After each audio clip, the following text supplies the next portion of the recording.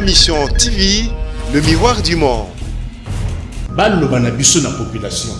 Sur 500 sièges, il y a députation nationale.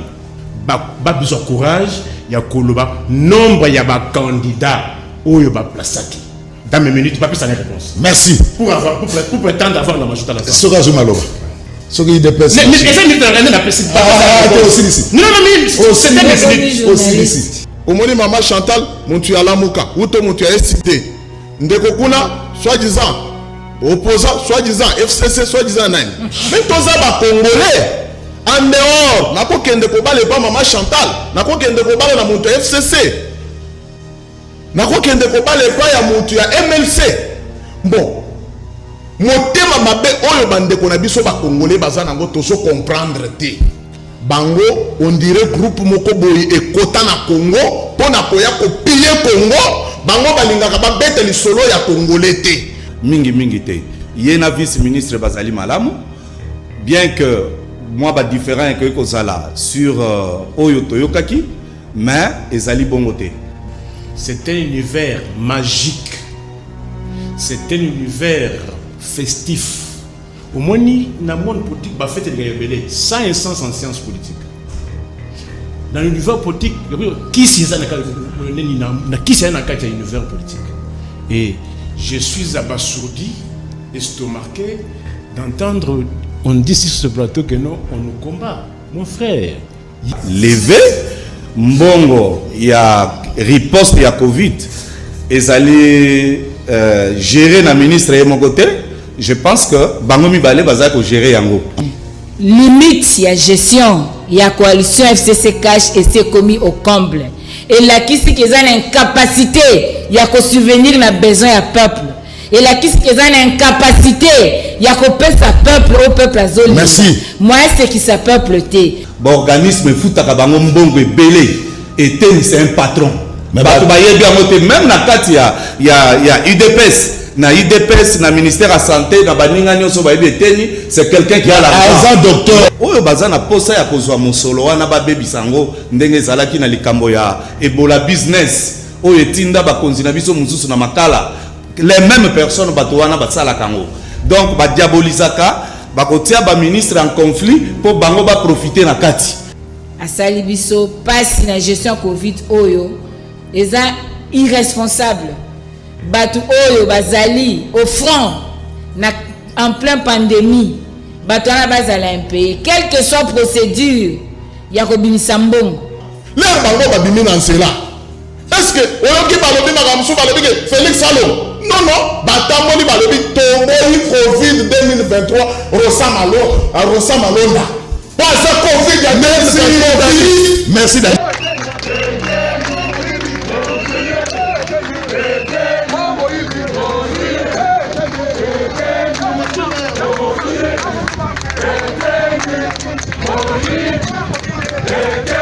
Et t'es démissionné. Yamana. A démissionné te. Ah mais yamana te. Bangonde ba démissionner. Oh. Hein, yasolo. Bangonde ba démissionner. Façon gestion ngozo memba matolo bate. Mais ezoka misabiso koloba que nyos eza malamu.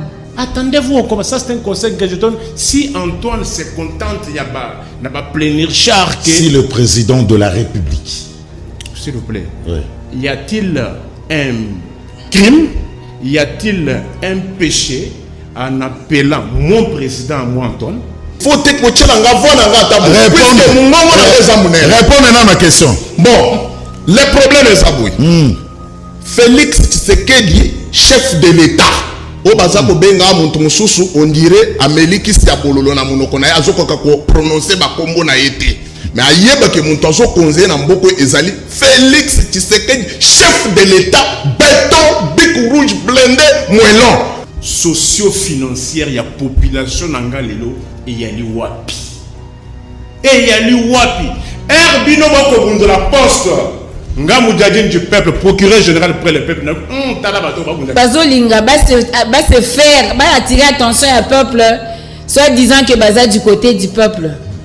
Parce que Moutounio soit avisé, tant Azola Nandekonanga Ndengazoloba, Azomona en lui, aucune sémence et journalisme, mais 2 secondes.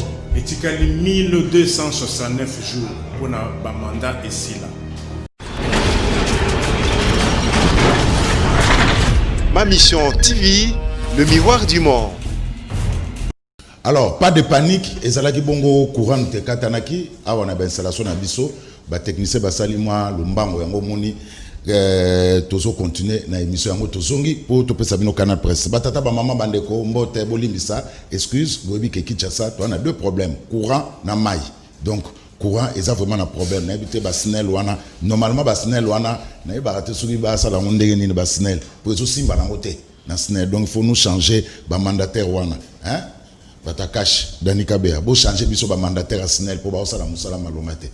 Voilà, batata ba mama bandeko mbote pe boye malanu na canal presse ya mukola lelo on azana esengo ya ko présenter bino yango toza bongo vendredi 17 juillet 2020 nazana esengo vraiment na ebike boza ebele à travers le monde pour na kolanda biso équipe technique baza wana bango nyonso pour na kosunga biso totanga bango parce que sans bango moye bomo na biso na banda kuna bino ezala raté toza na Rodi toza na Takidi toza na Kupar Serge Makosa zongele biso toza na Gimputu na Msimbi ya Mafinga bangonde mutu bazo yede biso po bona na biso na ba condition oyo elongo bani soit télécommande boaka parce que ailleurs ndenge na robaka en cet instant il y a rien et que ça te sur zapper côté musu sur regretter au son mbangu na canal King Télévision. Donc les lots c'est bel et bien parti exceptionnellement pour 60 minutes sur autorisation il y a directeur général Adolphe Voto les là pesi biso 60 minutes et ça répond à l'élo hein boka ça te que l'invité ça répond à l'élo. Merci DG Adolphe Voto. Alors tout la mouri na tongo une très mauvaise nouvelle. C'est Martin Kanda Onyangunga, PDG Izipa, Azana Biso Liso Souté, Atika Biso, Tolamuki, Toye, Tozo Information, Nabengi Sylvie Bongo, c'est vrai, c'est confirmé, Martin Kanda Onyangunga, PDG Izipa, assez Akoufi.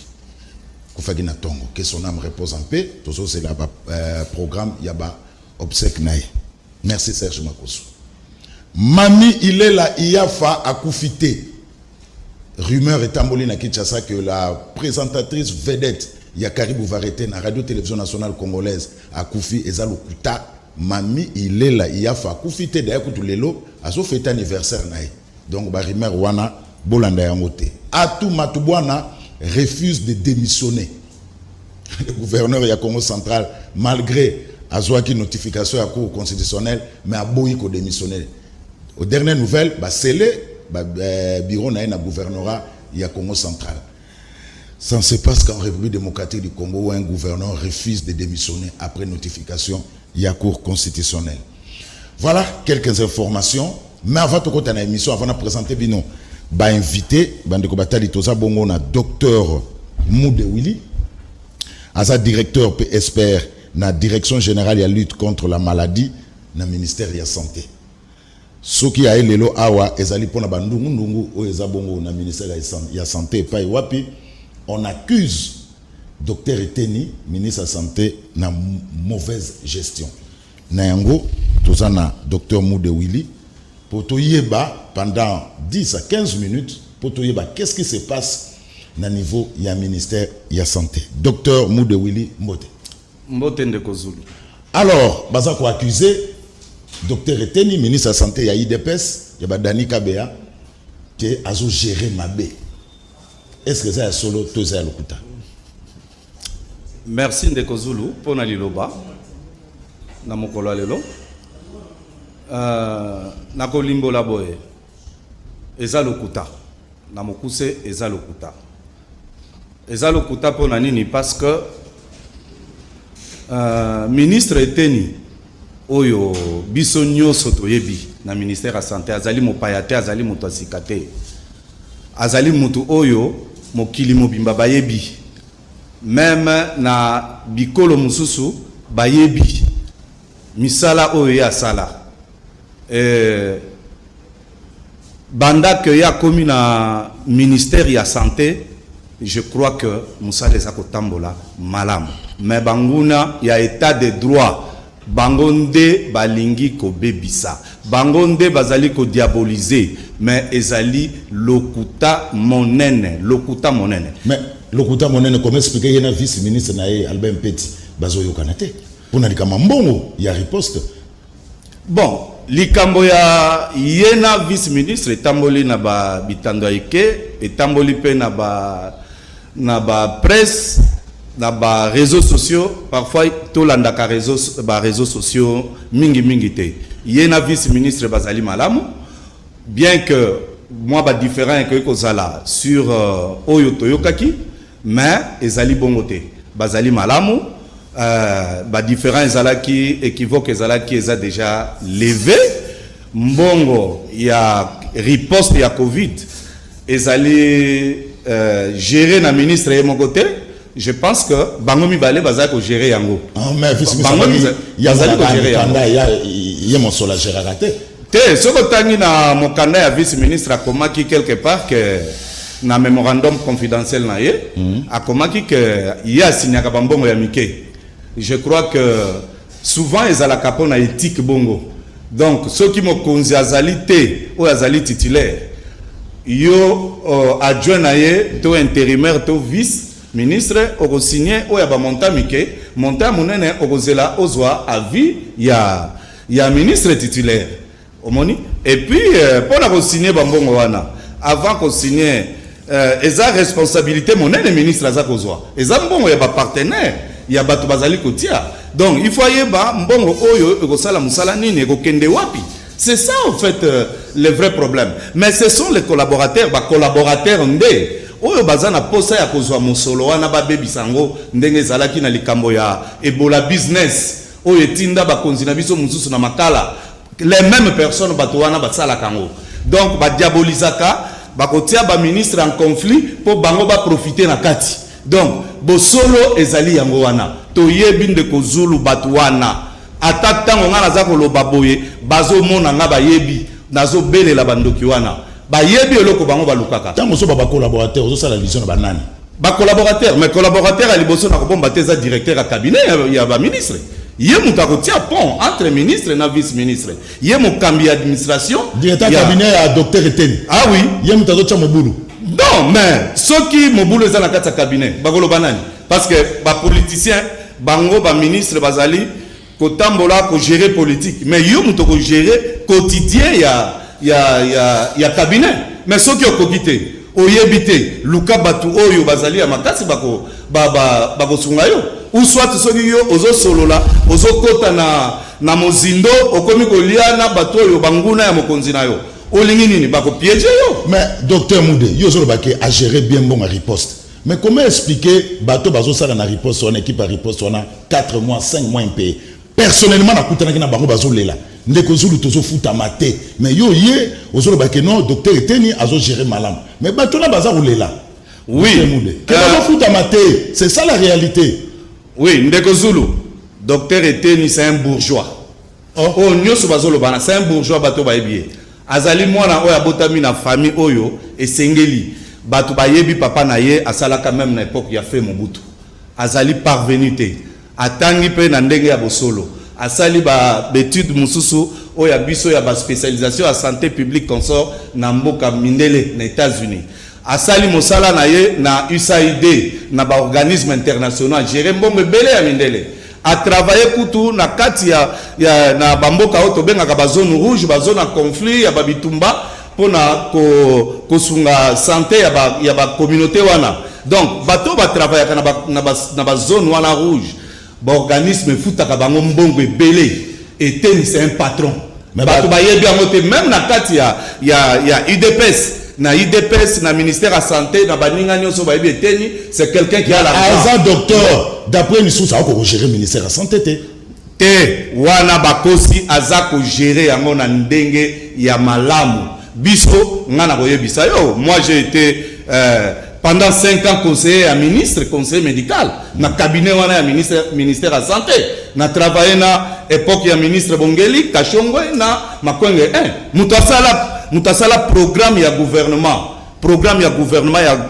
Gizenga 1 ezali ngai to sala ka hôtel même ligne. Donc na yebi ke nazali na expérience na yebi les 4 coins ya ndako banani balingi ko baby sa musala ya docteur Eteni réputation na yeme ye azali na orthodoxie financière ba bazolinga yango te balingi bayi bambongo neti Ebola business ya telemeli yango docteur Willy sur le terrain bato ba osana réponse bazo futa maté c'est ça la réalité et bazo accuser docteur Eteni o tete là Serge Makoso tokei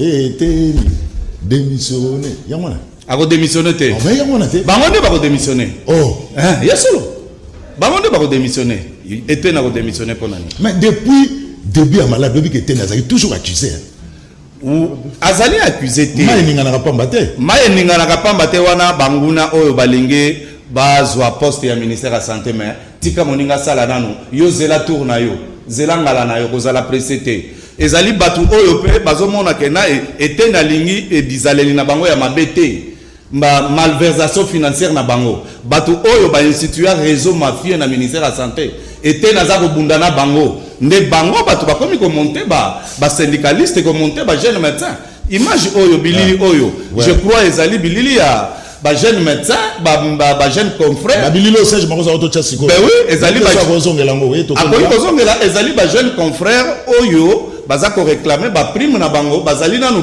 bazana nu primete ba ligne ki bango na gouvernement mais bazali nanu primete ezali faute ya Eteni te Eteni azana mbongo ya l'état na poche na ete mbongo ezali na banque centrale ou bien na ba banque commerciale Eteni ye akosala liste d'abord na koloba ke prime ya docteur ya médecin prime de risque ba bengi yango prime de risque ezali prime de prestation alors prime wala soko za kosala musala l'état yebi ke tozali bité na ba risque professionnel ma maladie omoni na Ebola ezala na COVID-19 awa liwa ya liboso na COVID-19 ezala ki docteur nde akufaki omoni donc tozali exposé na ba risque wana tina gouvernement atiela biso avec appui mususu ya ba partenaire mususu ba pesa ka moi prime wana alors ba jeune confrère mususu basala kate abakena ya pléthore na kati ba hôpitaux na biso okomona ta mususu muto azoya musala 1, 2, 3 fois le mois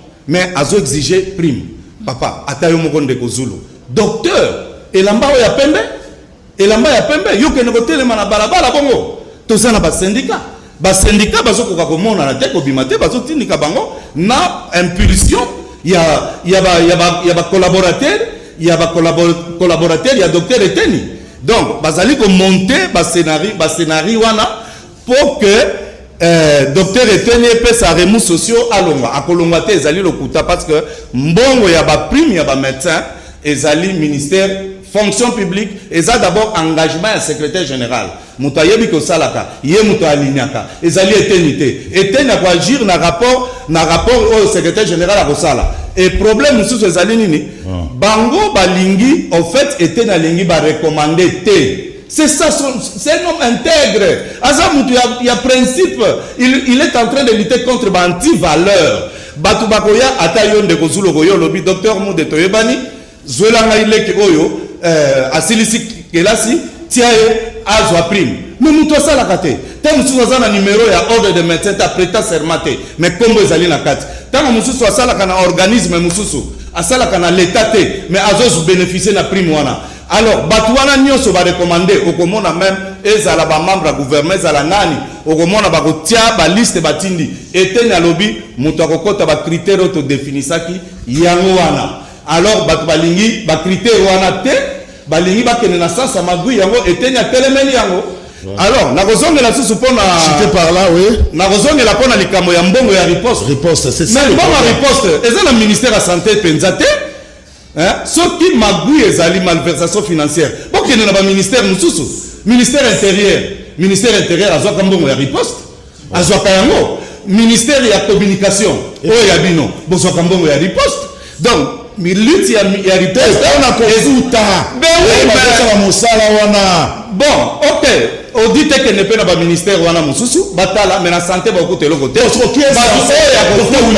on a ça sans kofuta ba o ba osala na équipe riposte ils ont basé la santé non oui ministère la santé il est à 4 mois mais il faut secrétariat technique où ils a géré na professeur Mouyembe a validé ba liste ya bato chaque commission commission à prise en charge commission à surveillance commission ya communication toutes les commissions na sécurité ou ya police ba établir ba liste batie ba liste ministre a validé ensemble a tenu procédure ya banque et ça les procédures et qu'on a budget et je veux insister la prime des médecins l'argent des ripostes tout ce qui est l'argent du gouvernement il n'y a qu'un seul centre d'ordonnancement dans ce pays qui est le ministère des finances qui défalte l'argent qui décaisse yangonde bimisaka mbongo limbisa ndeko Zulu merci donc na yelelo ko sukisa maloba ya batu oya mabe ya bandoki basuka parce que toyebi bango tokolandela bango lelo tozolandela bango moko na moko oyo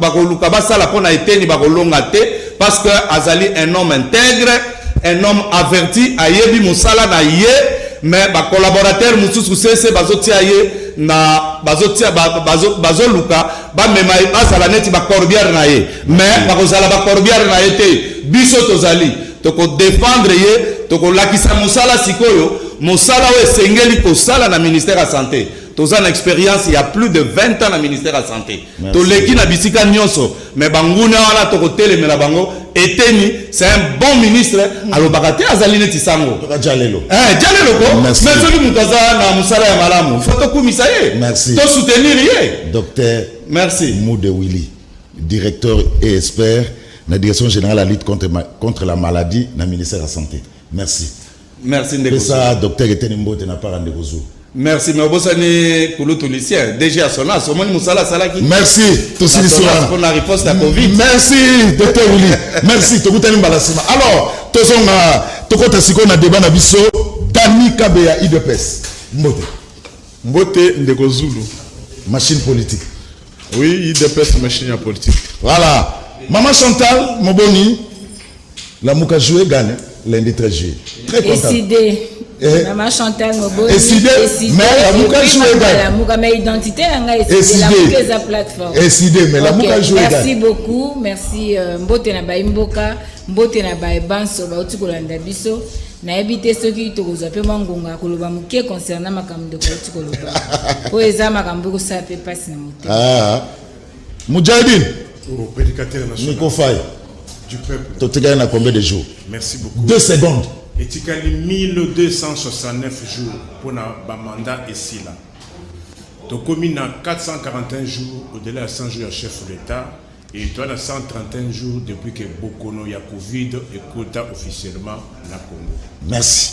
Maman Chantal, oui. On a replacé mon par rapport à l'ikametali Covid? Oui, na qui passe na motema tant na zomona ba élite congolaise bazozala au service ya mal au service ya kijalelo eza pasi kotala minganga mayele bakoma bajaloliste pendant que sur terrain makambo ezomona na au clair batu oyo ya riposte basali ba marche awa tomoni gestion ya COVID-19 eza échec flottement na tâtonnement na mboka na biso ba infrastructure kutu sanitaire to lobate façon o gestion ngozo memama to lobate mais ezokamisa biso koloba que nyonso eza malamu eza mawa donc tolingi kolobaka que peuple congolais il faut comprendre que l'élite congolaise alingi kosala musala sans conscience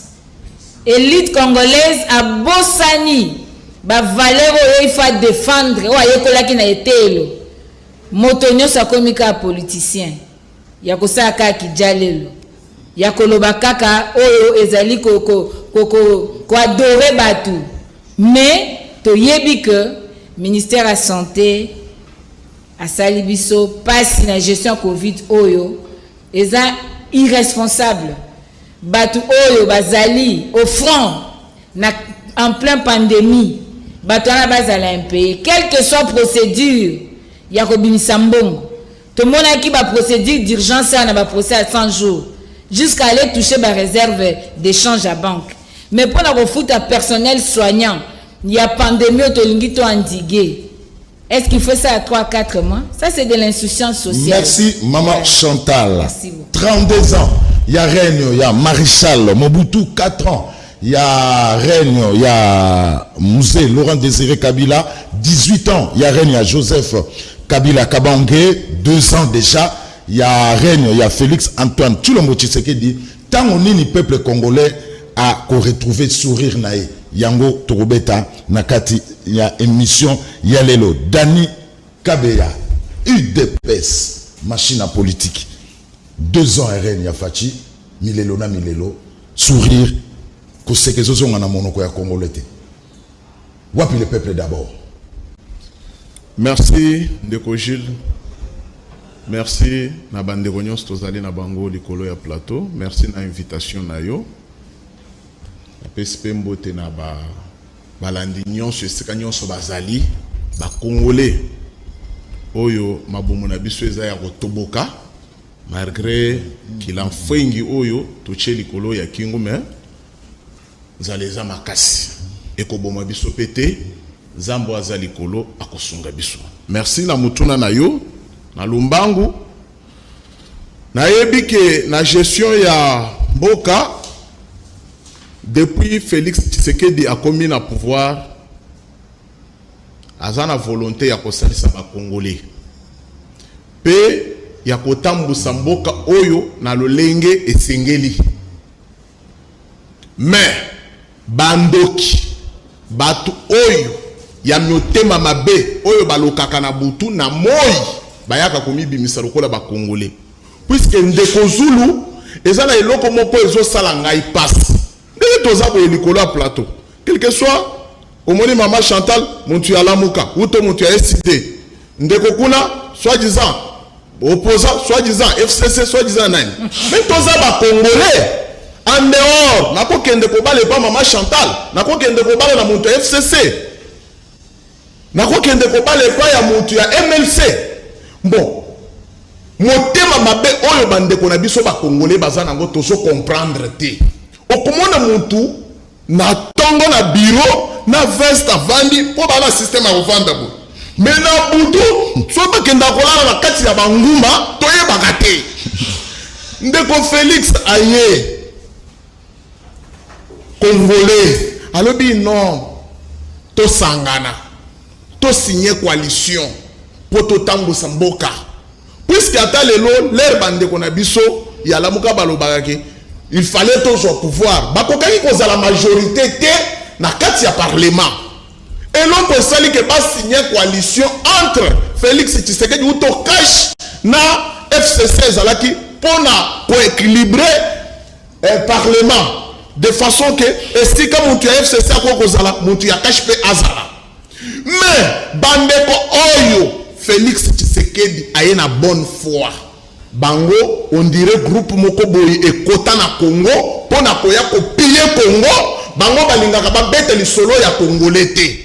Bango nde bayini ya ba Congolais. Si kona minute oyo, lokolo Félix asangani na bango, bango bazo salaki Félix azwa échec, poeteke ba Congolais bayina e balobaki, bazara koloba ke Félix papa lobaki to mone loko ya malongaki. Biso tokotaki na pouvoir tolobaki le peuple d'abord. Le peuple d'abord linko lobanano teke tolia nanu. Non, il faut d'abord démocratie. Ya solo. Bato ba piyaka, bato ba mesana koyiba mbongo ya l'état. Puisque komona muntu ayebiso ke bafuta kangai 500 000 francs na l'état. Mais azotonga ndaku il y a 200 000 $. Mbongo wana zuwaka wapi? Comme un général bafuta kaye combien? Okuti général wana na jinda kuna kati ya Congo oyo. Il fallait d'abord Félix abandonner pour déboulonner le système wana. Mais il y a mabe ezaliki pandémie oyo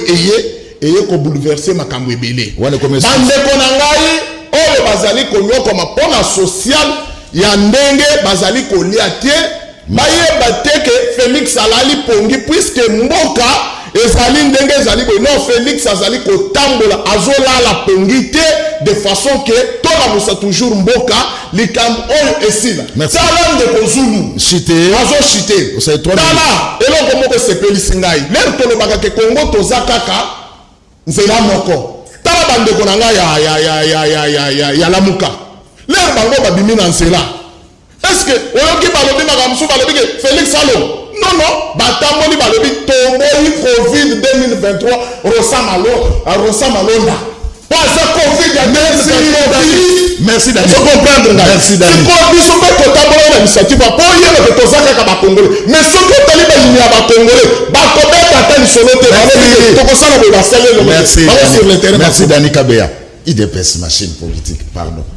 Alors Nico Mujahidine Félix a la volonté mais a buté na ba kale ndenge Dani Autolo. Oui, merci beaucoup ndeko pestibiso opportunité na mokola lelo. Il faut que la politique et la technologie. Politique et la sociologie. Politique et la mécanique. Politique et la agronomie. Pour nous, tout ça, moi, étude, ce qu'on tenu grand doctrinaire, la politique, c'est un univers d'abord impitoyable. C'est un univers magique. C'est un univers festif. Au moins, dans le monde politique, il fait des sans essence en sciences politiques. Dans l'univers politique, qui c'est dans l'univers politique? Et je suis abasourdi, estomaqué, d'entendre, on dit sur ce plateau que non, on nous combat. Mon frère, on dit que ça la politique, attendez-vous à tout. On peut même vous infiltrer dans votre chambre. Oui, bien, dossier, il y a président Nixon, en 67, ne me tenez pas rigueur sur l'année. Président Nixon, pourquoi vous savez, c'est le premier président à avoir perdu un mandat. Vous savez pourquoi? Lorsqu'on dit que non, on combat. Attendez-vous au combat. Attendez-vous au combat. Ça, c'est un conseil que je donne. Si Antoine se contente, il y a pas plénir char. Si le président de la République. S'il vous plaît. Oui. Y a-t-il un crime? Y a-t-il un péché en appelant mon président, moi Antoine? Ok. Alors, Nali Namamakasi, lorsque j'entends Makamoussous, le moment actuel, sous d'autres cieux, débat et alinini, débat et les économie, Yami Balé et Yali finance, Yami Sato Yali, comment conserver les emplois? C'est ça le débat dans les États. Mais malheureusement, chez vous ici, on se contente de futilité au moment où situation économico socio-financière, il y a population nangalelo et il y a l'Iwapi. Et il y a l'Iwapi. Herbino Boko de la poste. Ngamou Djadjen du peuple, procureur général près le peuple. Talabato Babundaka va poste. Nalobibo, le 25 juillet. Tout ça la marche kafu kafu. Wana to ba ona suka, to ça na analyse. Wana to ba ona suka ke bana ba marche. Parce que on est la paix ma pas. To lo baboye. Makambu ya mboka. L'État, le gouvernant n'a pas droit à s'excuser. Lorsqu'on est gouvernant, on ne s'excuse pas. On ne se lamente pas. On ne se lamente pas. On ne se plaint pas.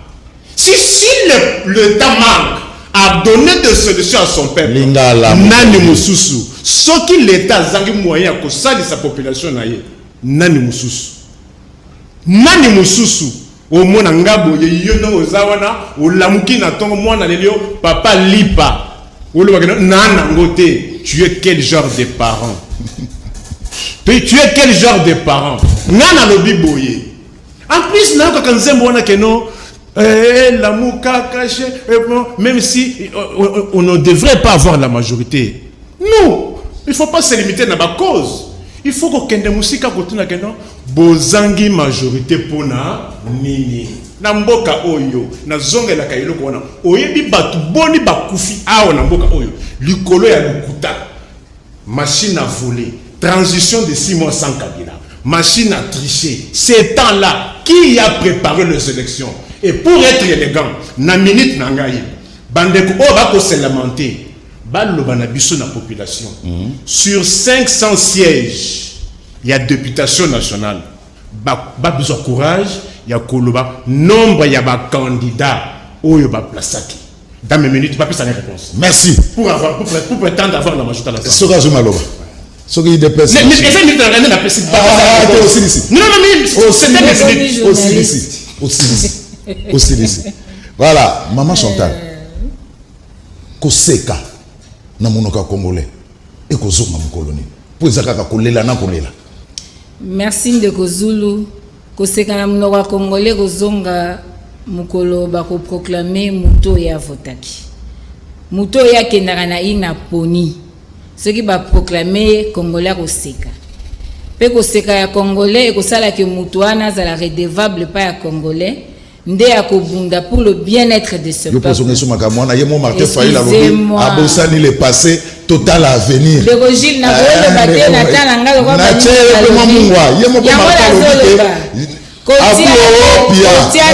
Kotia président élu malobate na monoko ya abosani le passé total à venir. Non, s'il vous plaît. Na kokoma na kobungisa ngate na sina répondre baninga. C'est-à-dire congolais aux sourire mukolo ba proclamer muto ya voter. Muto ana koza redevable akoluka assurer bien-être à peuple, social et à peuple. Courant na mai, ocho loba na biso aka courant na mai. Parce que indice de développement des années, accès à l'eau potable, accès à la santé, accès à l'énergie, le travail, l'éducation. Nyoso wana pour assurer bien-être ya congolais. Il faut avoir un leader légitime, un président légitime, ou azo refléter les choix na na kataba urne. Des deux. Congolais à cause de kasikote. Ndeko fatika ko distraire peuple. 2 ans après, bah ça biso bilan. Na sepeli parce que ça y avait. Alors que rien ne marche à acquiser mobile na FCC. Mobile na FCC nan. Papa natangi kombo na yo. Ah. Non. Bon comprendre ba imboka. Moni seli na lobi ka FCC mutasituki. Comprendre ka. OK maman. Atangi mobile nazo chele ba croque jambe. Mais lo zo comme sanga. Nazo que la base mawa ya IDPS. Baza ba congolais bazo réfléchir bien babande déjà ko senga divorce yande ko Félix na mobali na coalition na ye baza ko senga balingi te ba continuer libala wana au président élu Martin Fayulu abenga kiango mariage contre nature mariage incestueux base zo senga ngo base zo linga le peuple d'abord balongwana na senziete balongwana na souffrance balongwana kokufa l'air nyonso pour que ba vivre pe esengo ndongo lobi ba seka na Congo. Mais ndoko Félix pas plus tard qu'hier na Brazzaville a confirmé libala ni na mobile na ye. Tango na ko ba libala na zo ba coalition a confirmé alobi kutu kezala ba délégué ba solo la siko po ba déblayer chemin po ba luka ba tambola na dibazo direction ya ko tambola. Yango na zotuna ndeko akolela ti l'air nini yo moto yo benga ndoki mais mwana alingi mobali na ye yo ko benga ndoki ndenge nini tangu yo zo loba na nzela ozo kosa batu na télé olobi bandoki obenga batu oboye oloba boye ye alobi na yo que en public à haute voix et puis dans un autre pays alobi que coalition et kokoba c'est-à-dire moi na lingi mariage ya salaki siko basemeki bomoni te fo bozonga sima olia kokosa peuple et lero eza koloba na peuple boye il y a 2 ans tozaki pouvoir tokutaki dollar na 160 lelo dollar ba osela anniversaire 2020 akomi pe 2020 il faut ezalela koyebisa peuple tango biso toyaki bazali kokenda te na sachet viva na marché mais lelo tokende na sachet 08 ezalela koyebisa peuple que vie est comme intenable.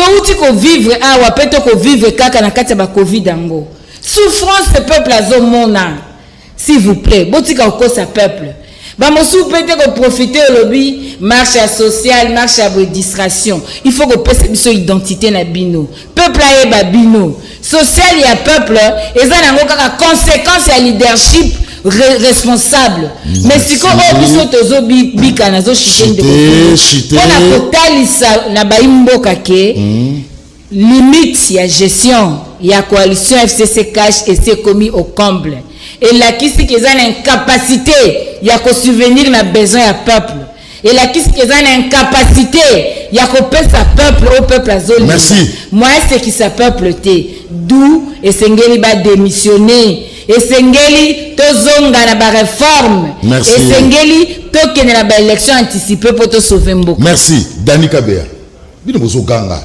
obandoki yemoko président Fachi a sali déclaration ne maman Chantal alobi na Brazzaville yemoko a sali déclaration pour na coalition alors sikoyo yemo président azolo ba ke coalition ezali bakobongisa soki matata ali bakobongisa mais bino base ya IDPS bozolo ba ke non ban FC ezo chamno bakal nana zoko samni. Merci Ndeko Zulu. Avant de répondre yo na motuna na yo, il faut na zwana no brosse na kombola na mo mabele we esili kolekana na karo ukutinda kunanga za propre mais yo lingo cha salité. Ola ta popula makolo popularité. Eloko ya liboso ezali na yo kinde kwa lobi. Biso nyonso wa tozana identité. Mama wuti na lamuka na eside, ngai na wuti na IDPS na sana cash.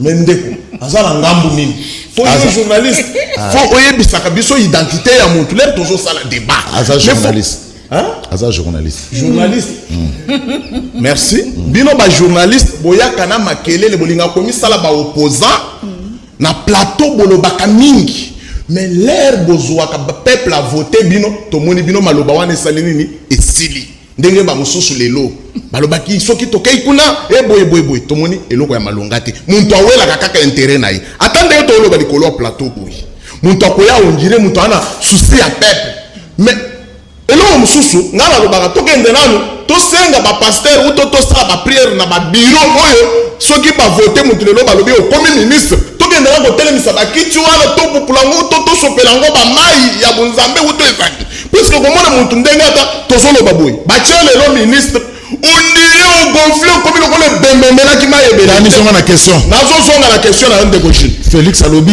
cohabitation bazo bongisa OK bino bozo senga bobi ke bangonde bazo tshaka bakala songa na question ndeko Gilles ngai eloko mususu ko excuser ngai oyo ki voix na ngai sala ka mpe mwa likolo ngai ata na za wapi na senga ka micro te na il faut te ko tshela nga voix na nga ata puisque mungongo na eza munene répondre na ma question bon le problème est aboué Félix Tshisekedi chef de l'État o baza ko benga muntu mususu on dirait ameliki sia bololo na monoko na azokoka ko prononcer ba kombo na yete mais ayeba ke muntu azo konze na mboko ezali Félix Tshisekedi chef de l'État béton bic rouge blindé moellon alongo la kembo ya zo benga Antoine on dirait mwana na bango ya classe on dirait batanga na bango puisque bawo baloba ebele basenga ba pardon abongisa na ba langage na ye wana un Félix Tshisekedi asali discours na ye eloko tozana ngo ezali azali kotalisa bato ke ngai na ye nasalela bino délivrance à cause ya masumu oyo bosala ba congolais boya mai yango ya Jourdain bino bato FCC bomi chuba awa mabena bino tikala na mai azokoka koboma libala te papa yo kana komprendre réponse mo bringa sous de continuer papa bazoze émission na yo bato balandaka tokei kela nga ba ko 2 minutes 30 na lobby Félix Tshisekedi a telemi na kati ya mai ya Jourdain azali kobenga bato nyonso oyo basali ba congolais mabe oyo basumbela biso na motema alobi boya komituta na mai basumu na bino esila bon lere bato wana balingi bazwa bateme te bango balingi kotambola kaka na makila na maboko na banyena na kati na se ya makolo balingi nini yango wana azotelema mpe abimi na kati ya mai atelemi bozoyoka te nazokebisa bino bozoyoka te puisque Félix moto akointimide Félix aza te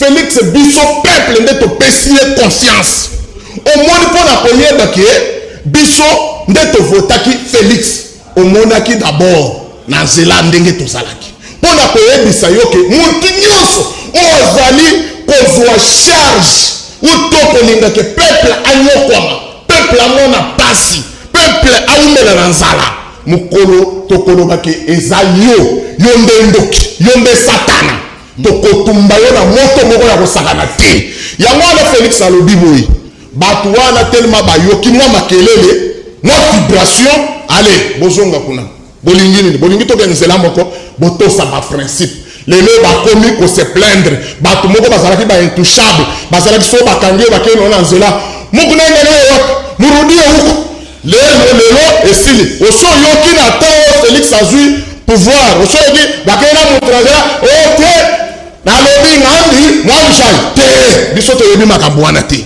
papa tolobi ke libala ezocontinue soki peuple na biso azo se retrouver biso yinde mpe tolobi soki peuple na biso aza kose retrouver te tokotya bato ya FCC na balesi ti na suka mais peuple ezo se retrouver te ndeko Dani tolobi boye actuellement peuple ezo se retrouver te merci beaucoup ata ngai mpe naza kose retrouver te mais nakomi na kimia marke naza na nzala me ndenge nazoloba boye naza na démocratie ya koloba ndenge natambolaki mpe na nzela nazalaki mpe quand même à l'aise ndenge ndeko na ngai atambolaki quand même akoki bien mais le problème ya koyeba mpe ke ndeko Gilles tozoyebisa yo tolobi ke mboka oyo ata balobaki ke peuple congolais akose retrouver te Félix nde akozala na discours ya kotelema nango devant peuple 2023 akotikala kozwa échec te bato oyo soko yoki moto na plateau yebise proposer ya kopropose te akoloba batya ngai batya motu te motu te tomoni nano mayele te yo ozala ngai ya baproposante ya bandoki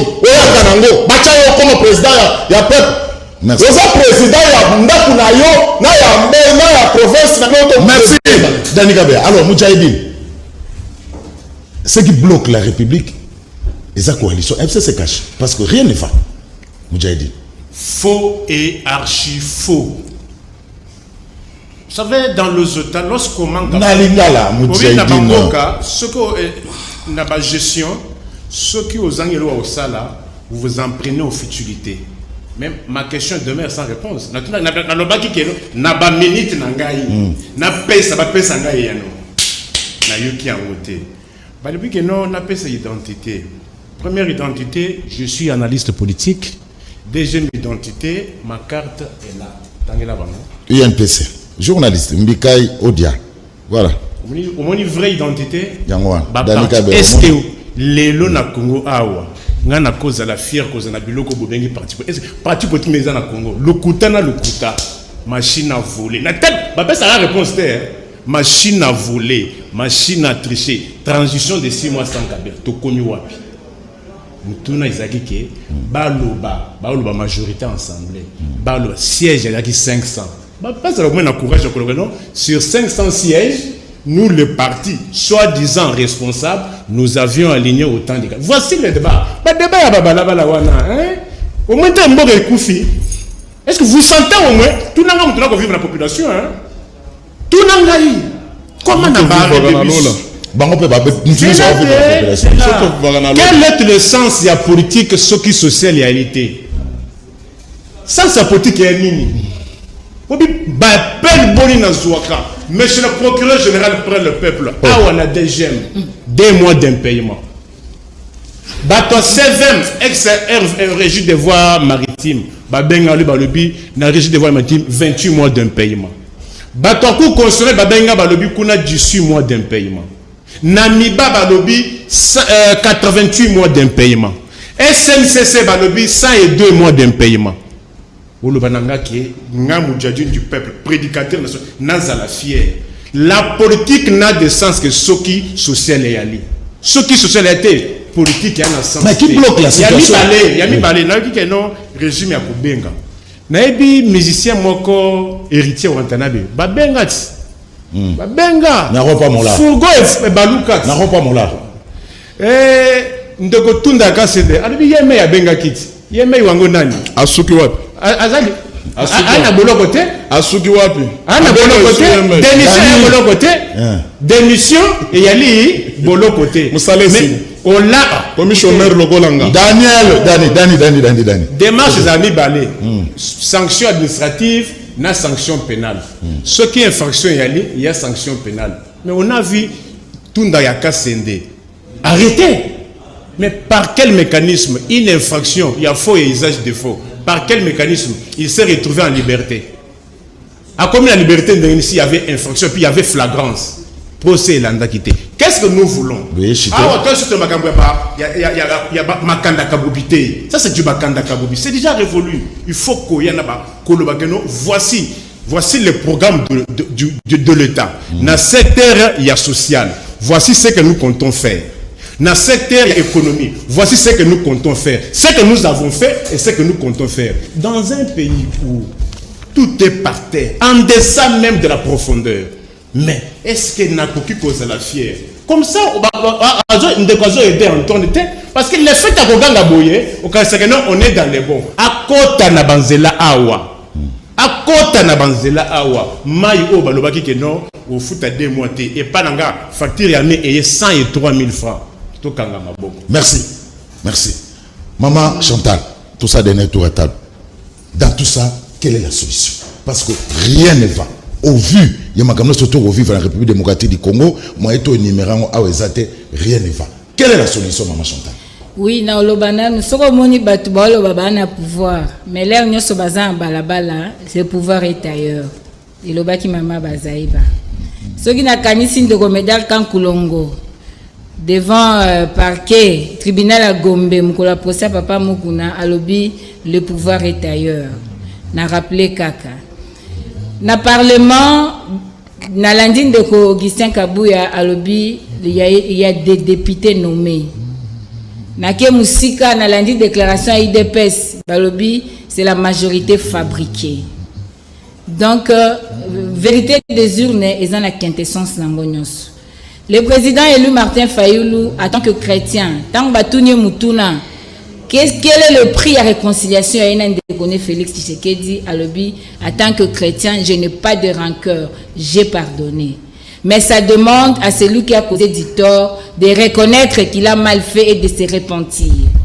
Et pour cela, RDC Zambo Kanangai, Nakolingé Panzanate, je propose le plan de sortie des crises pour que tout qui n'a pas réforme, tous n'est pas souverain primaire pour que vérité des urnes ait triomphé. Donc il ne faut pas que changer Maloba, il y a le commandant du peuple. Nazo Lobaboye, Omoni, Nalandaki mission Moko, Ndeko Moudjadine, Asalaki na Maître Gabin. Maître Gabin, l'exaki mission na Polele qui a Zamouto FCC. Na reprendre Kaka Maloba, Maître Gabin Lobaki. Et puis, Nazo sa peuple congolais, il faut ça l'attention. Na batu bazolinga ba se faire ba attirer attention à peuple soit disant que baza du côté du peuple parce que mutunyo so aza avisé tamazola ndeko na ndenga zoloba azomona en lui aucune sémence ya journalisme ezobima na kati aza na penchant na ye aza na eloko azolandela analyser olobaki natika ki okimia s'il vous plaît. Donc c'est pour dire au peuple congolais à ça l'attention. Tokomi na ngongo yo bato belé ba oya na komba peuple mais bazo porter souci à peuple té bazo porter fardeau à peuple té peuple congolais faut fungola misu l'air n'est plus ya ba politicien ba kosaka biso l'air est commis peuple yo moko zo mona vie ozanango zandengeni peuple congolais faut yeba eloko moko na mboka o biso tozali ce n'est que normal to vivre makambo to ko vivre parce que la continuité du système Kabila est toujours en place. Ndeko Félix alobi na libanda ya mboka je vais déboulonner. Lelo tozomona ke déboulonnage yango esalami mkoloni. Ndeko Félix alobi na biso état de droit. Ndeko akosala fier alobi état de droit bakanga tubamiyibi tout ça. Mais les 100 premiers jours même le programme à 100 jours. On m'a cité, hein? Il y a un Félix Tshisekedi. Et ça détournement, tout le monde va détournement, tout le monde gabégie financière, tout le monde dysfonctionnement, il y a un peuple, s'il vous plaît, de coco. Quelle solution? Maman, solution,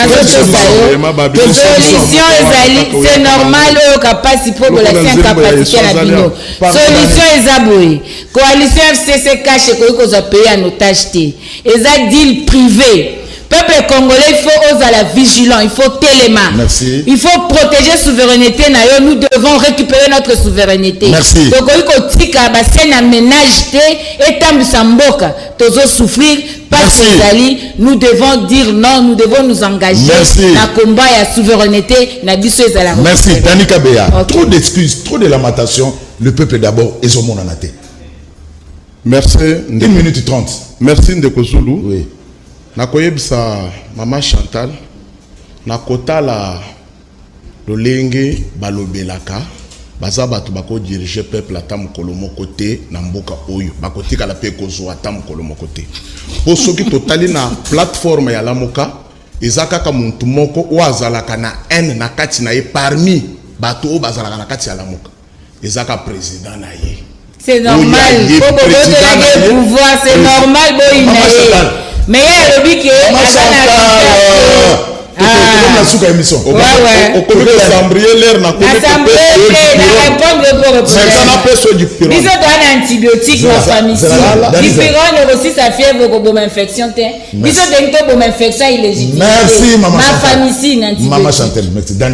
merci lokolo protéger ngai mais atika koyaka na mbriema puisque président na ye azalaka muntu ya haine muntu abomisa batu tamu susu ayebite oyo aza kozela liboso oyo ezako ya awo parmi bato bazalaka na plateforme ya Lamuka ngana mona kake mutu oyo tamu susu azalaka penza molimu ya kokabola bato eza président na ye o akangami kuna azangi na moyen ya kozonga. C'est normal yo le balo iba pouvoir na ye émission omoni na suka na boti le bandele ka na société wana toza na tango betaka pe masolo wana te esi eleka toza kuna te toza na pouvoir mais institution bosa la peuple botika marche zande ya bato bali Maman Chantal oza kwa mbriye ngai tokei nani kwa mbriye ngai boyo ndire makelele ya pesa na kata plafond tokei merci. Le problème sikoyo eza Ndeko Zulu ngai na kosenga na président béton Fachi mwelon blindé big rouge na sengi na yo soki ozomona ki peuple na biso pour à se retrouver tout ça le remaniement mon tozo kokate alongwe afandi akiko vanda na ndako so kotika la maçon atika ni maçon ozo koka zongi pona nini toboni makambo pona nini bolingi ba congolais te tokosenga na DG d'abord directeur ya banque gouverneur ya banque il faut ya ko expliquer peuple pona nini makambo bozo tambola te ministre ya économie okay wala bovandi bokomona biso ba bilamba bozo lata non ministre à budget yaka la communication expliquer peuple bolingi mwisala salaire bozo jouer nini kaka mituka non bolingi Félix azwa échec mais akozwa échec te bino nde bokotika la ba maçon. Merci na sengi bino remaniement merci d'aller sala na batu mususu ba tozana ba bango likolo ya te merci. Allez Moudjahidine 1 minute 30 maintenant ba message pour dire putain comment t'as la déjà toké na banda ozela ba réponse nangati na cette ba réponse était ba réponse à ba ezanini au moins na débat ce qu'on zanga argument il faut opesa étiquette qui vous a dit que nga pona ça la politique il faut na kote na babiloko wana lukutana mutu na ngezami bane awa personne n'a donné la réponse na tunaki baloba moko na bako bachaki combien de candidats yo za journaliste tu na batu question qualité de qui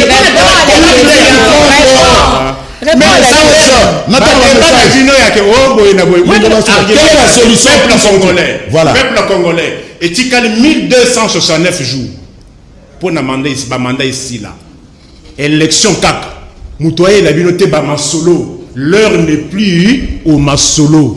Besoin qu'un dialogue à l'Iboso. Il y a cité de l'Union africaine. Peuple Bozoni. Il y a mis balé, soi-disant vrai dialogue. Il y a Basango, Bozoni. Bozon a l'issue, na masolo, il y a dialogue. Et 1269 jours. Moutouna Moutou a préparé déjà élection.